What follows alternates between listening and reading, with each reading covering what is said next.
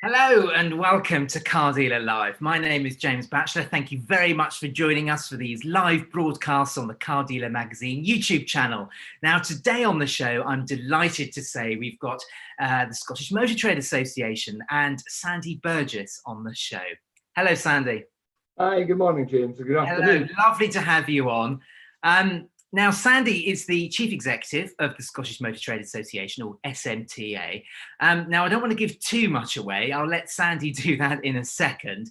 Now, this is a live broadcast, and if you're a dealer in Scotland, Wales, England, or wherever, and you want to pose a question to Sandy, then please do drop it into the comments box, and I'll do my best to ask it to him. Okay, well, let's not waste time and let's get cracking, Sandy. Thanks for being here. Let's just start at the beginning, really. For those who don't know of the organisation, what is the SMTA and how does it help dealers? Okay, well, basically, the SMTA, Scottish Motor Trade Association, as you rightly said, was formed in 1903 in Edinburgh, and it was formed in those days by 12 members, 12 people who saw a future in the motor industry, which fortunately we all now take part in. And the basic concept was to promote, protect, and encourage. And obviously, that was the ethos then, and it's still the ethos now. We are a member-owned organisation, so all of the members' money helps to develop the business, and we operate across a far wider spectrum than clearly we did in 1903, but we have just over 1,400 members representing from the very largest in Scotland right down to the small, what we used to call ma and pa type business, who may well be out in the Western Isles or down in the Borders or indeed Dumfries and Galloway, which is my home patch.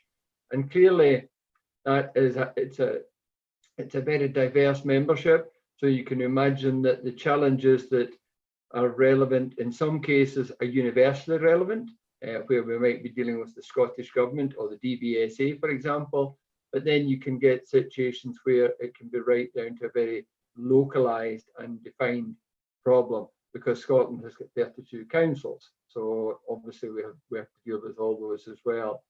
The business is predominantly, the core business is membership, but in addition to that, we have an apprentice business, which we call Skills Solutions.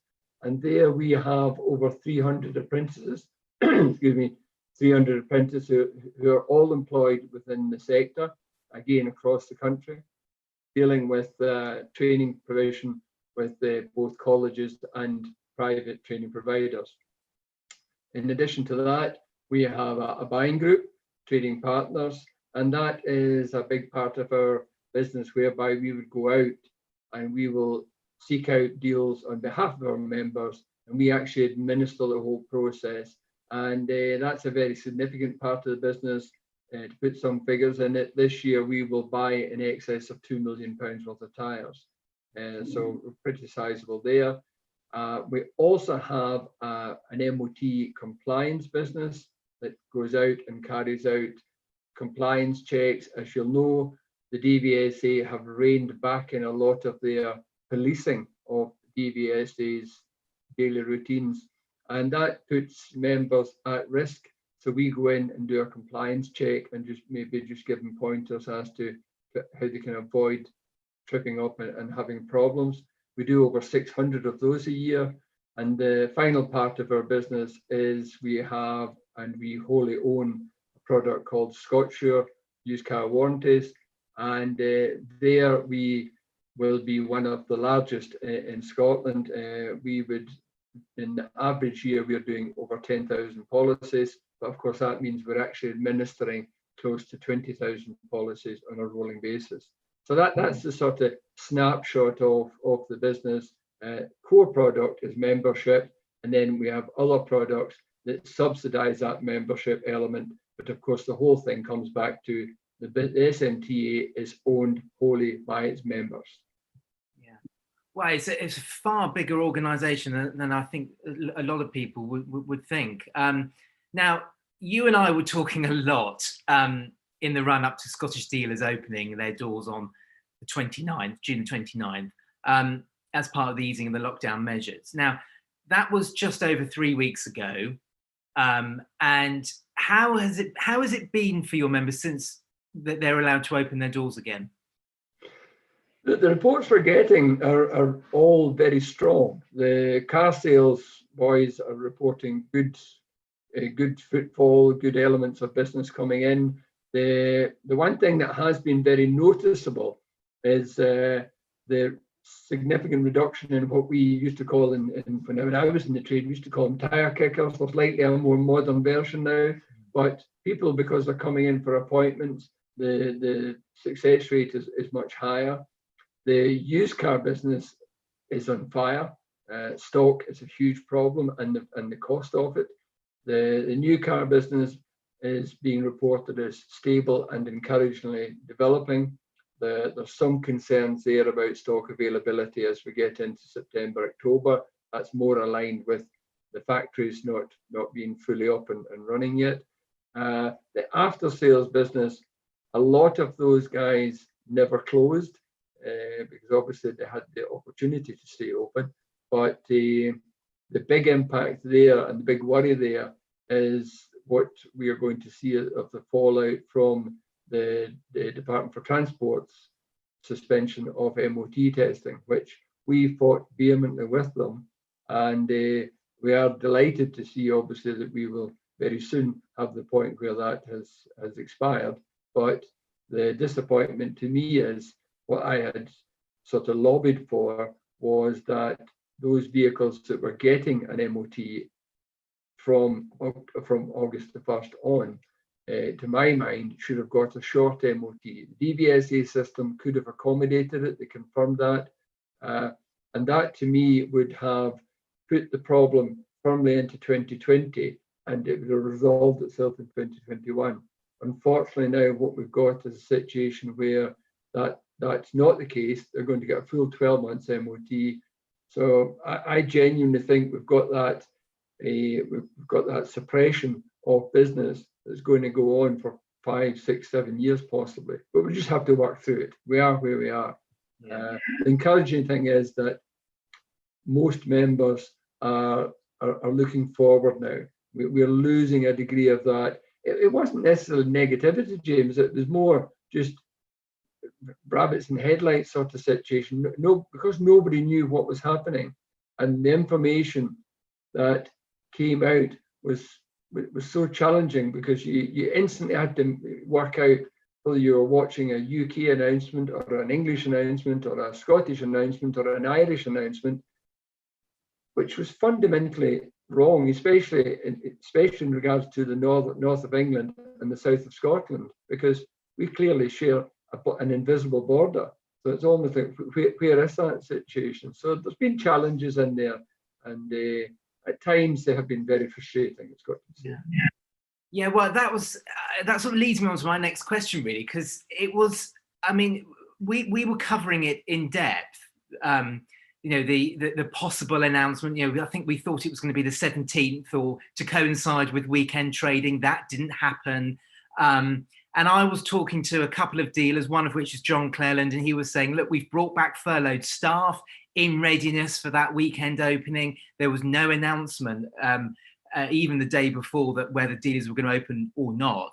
And I remember being on the phone to a handful of Scottish dealers, and it was me who was telling them that they're going to be opening on the 29th. And it just seemed to be an absolutely bizarre situation where you've got a journalist writing for a national title, but obviously based in England, telling Scottish journalists, you're not opening until the 29th. It was a bizarre situation, really.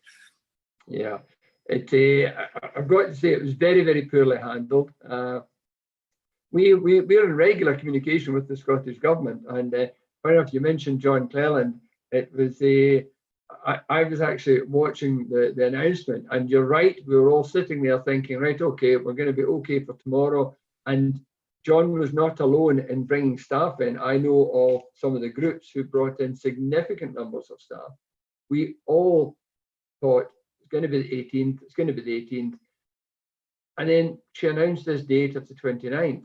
And but she didn't actually, there was so much ambiguity in the announcement that my phone pinged and this is John. And John's actual, I'm sure he won't be offended when I say this, his actual text was, did she just say it's the 29th? And the truth is, I didn't know. I couldn't work it out. It's the same with the face mask announcement. When they announced that everybody's got to wear a face mask, that day, I wrote straight to the government, and it took them 24 hours and 3 reminders to confirm to me, no, car showrooms are not covered. It's almost as if they've been coming up with these policies and then working out, well, we'll work out the detail once somebody tells us what the problem is, rather than looking to find a workable solution for, by this time, that they're in 12, 14 weeks. I do accept at the very, very start, as you and I spoke about, there's no guideline for this. So all the governments are scrabbling about. By the time you get to 12 to 14 weeks, they've been lobbied by, ourselves, other trade associations. They start to know what the challenges are within each sector. And if they're really paying attention or really had a passion to try and help businesses get back out there, they would understand some of those. But it's behind us now. We're now open. We now understand the face mask. We now know what we're doing with the test drive situations. So we're starting to sort of get somewhere at this moment in time, anyway. Yeah, but that sort of 3-week delay between dealers opening in Scotland, in England, and then Scotland, sort of roughly 3 weeks. Yes. Yeah. It didn't really make sense, because as you and I both know, that dealers have been ready and they've put their preparations in place for COVID-19 weeks in advance, and also by operating an appointment-based system. I'm sure a lot of dealers in your group are they've got large sites. The ability to keep people distanced was really quite straightforward, and yet that delay must have been very costly for some people. Well, it effectively it was 28 days because England opened on the 1st of June, Scotland the 28th of June. And you're right, because when England opened, one of our larger dealer groups, I got in touch with them. I said, look, do me a favour, do a walk round of your showroom and your workshops and video it and send it to me. And he did very kindly, and it was very professionally done. As you know, that technology now is very good. So I actually sent the Scottish Government, and we're talking about all of our communications have been at secretary level. So it's the Secretary for Finance, the Secretary for the Economy. They're all cabinet members, and we're sending them videos saying exactly that. Here's what the average facility is like. It's ready to go. Everybody's coming by appointment. Everybody has been able to be positioned in a car park, which there's private car parking available. Cars are now all sanitized, all the rest of it. And yet we had this illogical situation where we were being told no, and yet you could go to a garden centre where you could bump into whoever, fight for your space in the car park. I'm not actually saying that the solutions that were given to other sectors were wrong. I'm just arguing for our sector, and a lot of the problems were illogical. We also had the same situation over click and collect, because Scotland was adamant it was click and deliver. Then all of a sudden they changed track and said, oh, well, no, it is click and collect. And then when we speak to other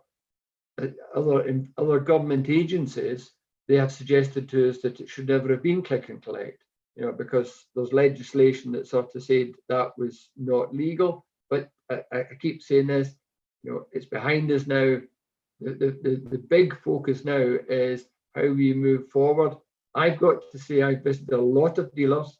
My first dealer call was on the 29th of June, the day they opened.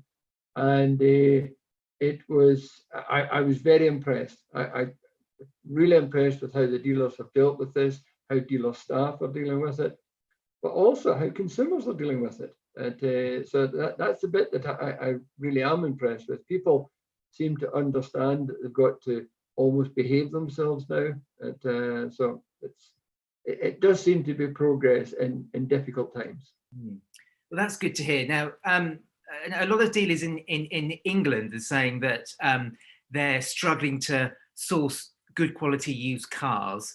They're finding that cars costing less than £10,000 are in hot demand, and also cars at the other end of the market, £70,000 to £90,000 are in demand as well. Your dealers saying similar things to you? Yes, yes. There's a huge spike, especially actually in the £2,000 to £5,000 car, and I put a lot of that down to potentially people. I mean, all of the governments have been saying don't use public transport. Work from home as much as you can, and lots of people have been able to do that, myself included. But I think now that people are starting to think about the longer term, how can they move about? What's mobility going to look like? Until we see some of the other solutions starting to come through, then they've really got a choice to make. It's either buy a runabout or a more expensive car, depending on their circumstances, but go back into car ownership and away from use of public transport. And I think that is affecting the price. And the other thing, I always make the point that I used to always state this: you can't sell spaces. You know, you really do have to have something on the ground. And I think what happens is, as the market picks up, everybody then starts to take the same view, and ultimately it's the old thing: you get two people wanting the same vehicle, the price is going to rise.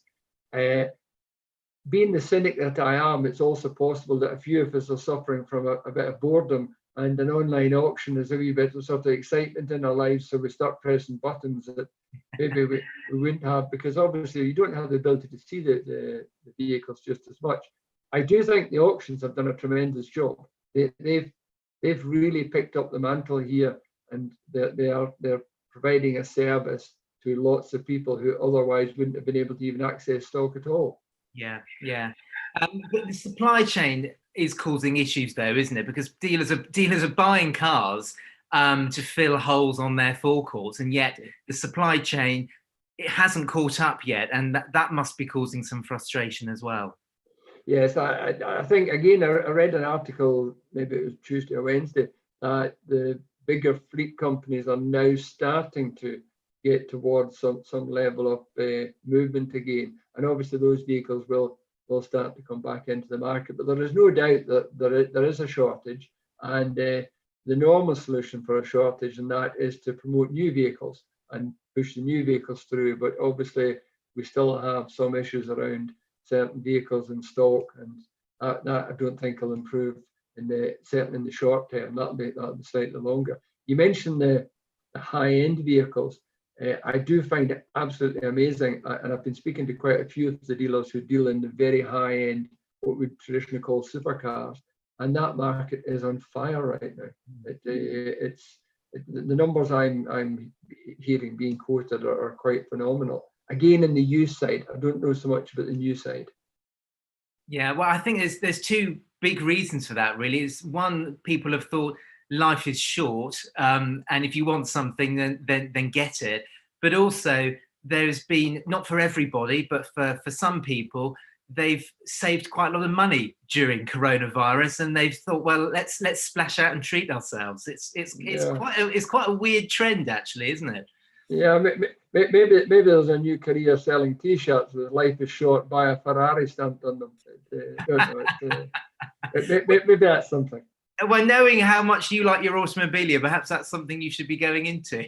Yeah, I think if my wife was in the room, James, you would have your answer for that one.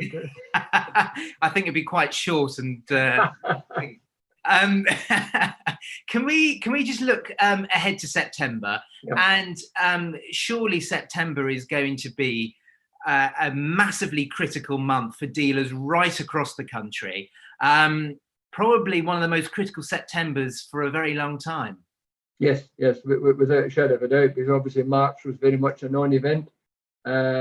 We are sort of sitting watching September with a degree of trepidation, because clearly the numbers are encouraging, but at this moment in time, they're not spectacular.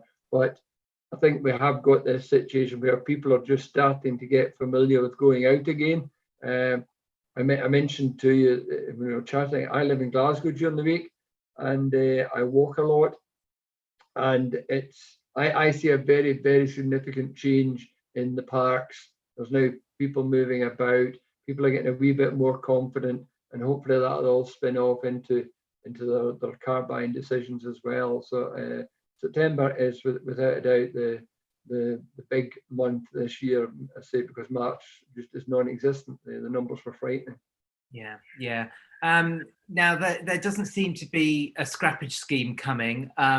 The UK government, Boris Johnson has said that there won't be a VAT cut on new car sales, not particularly so in the short term. Do you think the Scottish government could do something different? Could they offer some kind of incentive? And if so, is that something that you're sort of pushing for? Well, the short answer is that is not a devolved policy. It's the same context that the Scottish government came out and announced they were going to ban petrol and diesel vehicles by 2032. We had to point out to them that wasn't a devolved policy. That's retained at Westminster. So it is disappointing to hear the government on the scrappage scheme. We're certainly continuing to lobby both governments on that. More so because one of my other roles, I sit on the board of SECRA, which is a sort of pan-European trade association, or one of the pan-European trade associations. And because of that, I hear some of the programs that are coming into play in France and Italy and other parts of Europe, and the success that they've got from them. And effectively, I also raised the point consistently with the government, as I'm sure other associations are, that the last scrappage scheme was actually self-funding, ironically, because of the VAT receipts. So it's almost like, what do you want to do? If you want to be serious about cleaning up the car pool, then now's the time to incentivize it. I actually had I was on a voice conference yesterday with the Scottish government and a number of others with regards to training, and we have just completed a full review of the amount of requirement, or the amount of opportunity there is to train staff with regards to electric and hydrogen vehicles. It's huge in Scotland. So we've identified that the number of dealers, or more so garages, repair shops, that don't have anybody qualified to repair these vehicles. We've highlighted to the government that, right, okay, you're never going to get people to do it until the market's there. But if you subsidize it, then you can improve it. You can get people to invest in that. And particularly now, you're actually not just investing in training for the future, it's a program of almost job retention, because clearly, if you're starting to train staff for the longer term, it takes away your thought that there's going to be changes. So the Scottish government are very committed to a green future. There's no doubt about that. We're fighting on two levels, but the scrappage scheme will be, it's got to be said, it will be a Westminster decision if at all it ever happens. Yeah, yeah. Let's not forget the electric car market is pretty good in Scotland, isn't it?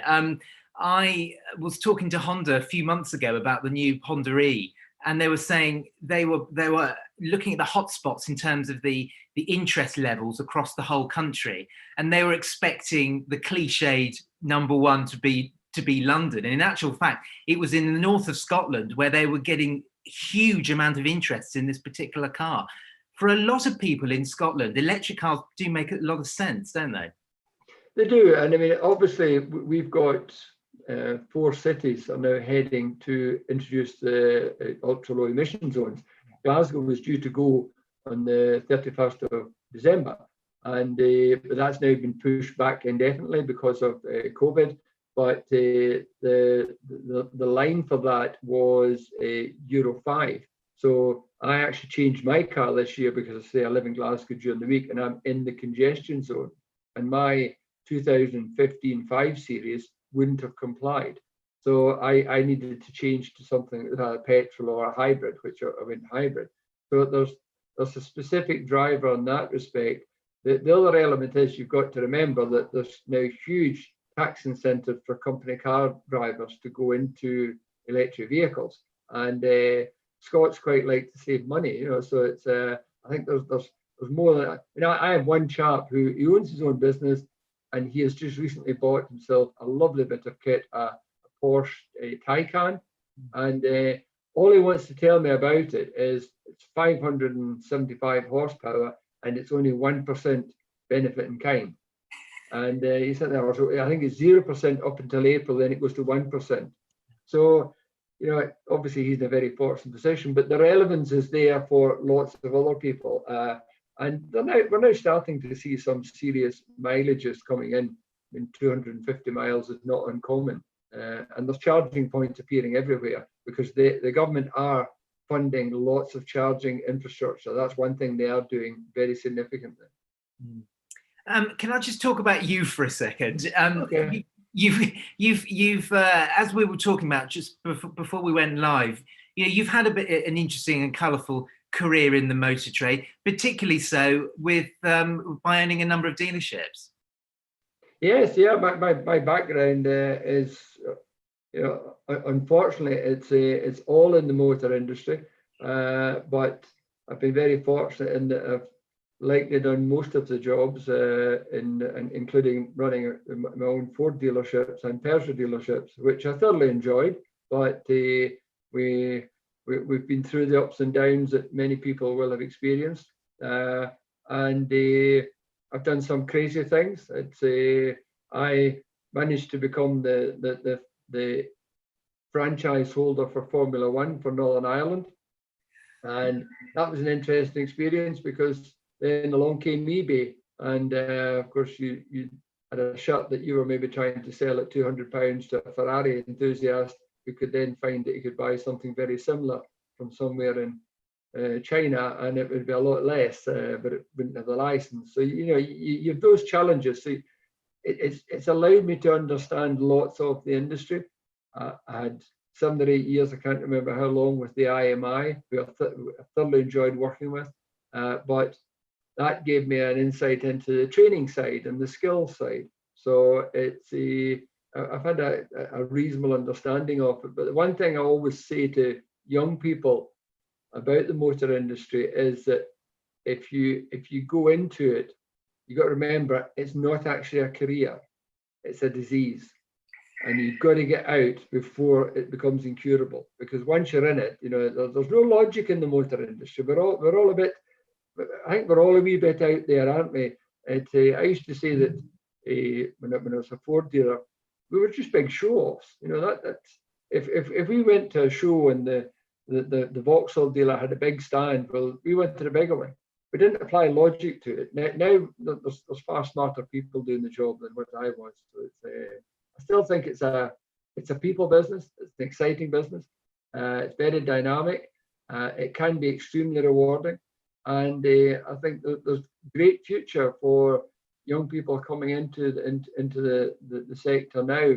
I think if I have one criticism of the industry, we're very good at solving problems, but we're not very good at telling people how good we are.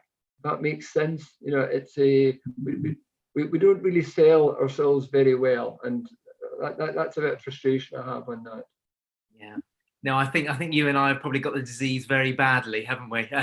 It's incurable. That's it. It's I'm done for. But with due to the apprentices that you get on board, clearly this is a disease that is very quick and easy to catch, though. Yeah, I'll tell you, James. I've got to say this: that there is something hugely rewarding in seeing these young people and how they embrace. I mean, I think particularly teenagers get a sort of they get a bit of bad headline now and again, but you come across them. We've been involved in skills competitions over the years, again with the IMI and now the SMTA. We're running our own skills competition, and you speak to these very, very professional young people. They've got a great career ahead of them, and you're right, they're fully involved in it.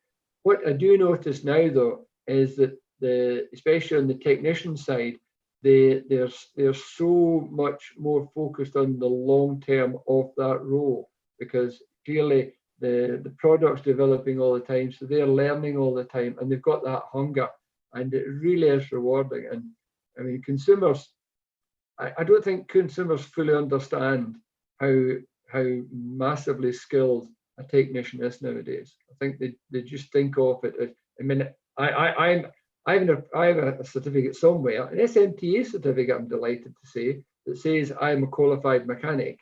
But, you know, you wouldn't let me top up the windscreen washer bottle in your car. Believe me, these young people, or people that are skilled nowadays, are just phenomenally skilled, and they're way higher than anything that people understand or comprehend, and they should be rewarded for it. And that's the big challenge. I think you're absolutely spot on there. And it's funny, isn't it? You compare it to other countries, particularly in Germany, where, you know, technicians and engineers, they rise through the ranks of car manufacturers, and they you know, quite often it's not unusual for somebody who started off on the garage floor to be heading up a car company, and whereas in the UK it's very different, isn't it? And it's a shame, really. I hope that can change, and hopefully your apprentices can benefit from perhaps a new sort of approach and understanding of the industry, really. So, well, one of the things that we have right now, and it's something we've been lobbying for quite a while, and something I'm very supportive of Steve Nash at the IMI on, is we genuinely felt that now was an opportunity for the government to consider the licensing of technicians, particularly around electric and hybrid vehicles. They have sort of stood back from that. However, I'm delighted to say the Scottish government have recognised that there is a very specific difference there, hence the reason we did that survey. And we are looking to launch a programme that has got Scottish government support, but it just falls short of licensing. But the logic behind it, to me, is that we are now asking dealers to invest heavily in people to upskill them, to allow the country to move towards a greener future. Those dealers, whether they're large, small, medium, doesn't matter, or where they are, they're entitled to a fair reward for that, and they should be safeguarded. So we shouldn't have, excuse the language here, we shouldn't have thread in the shed setting up to fix vehicles, which they can do anywhere in the country. And these are now very dangerous, more so than ever before, vehicles. So we're trying to bring in almost a quasi-license. But I just wish the government would have taken that step, because we had that opportunity, or we have that opportunity. And then that would allow the dealers or the garages or the owners who've invested to get a reasonable reward for their labours, as opposed to trying to compete in a market that is often challenged just because somebody's bought themselves a trolley jack and a socket set. Sorry, that's me. I'll get off my soapbox now. No, that was absolutely fascinating. We're going to have to leave it there, I'm afraid, Sandy, but thank you so much for coming on. It was absolutely fascinating talking to you. Thank you. Thank you. And now on Monday, we've got the AA President Edmund King OBE on the show. If you want to get involved with Car Dealer Live just like this one, then please do email me, james.batchelor@blackballmedia.co.uk, or James Baggett. He's available at james@blackballmedia.co.uk. That just leaves me to say thank you very much for watching, and have a lovely weekend. Bye-bye.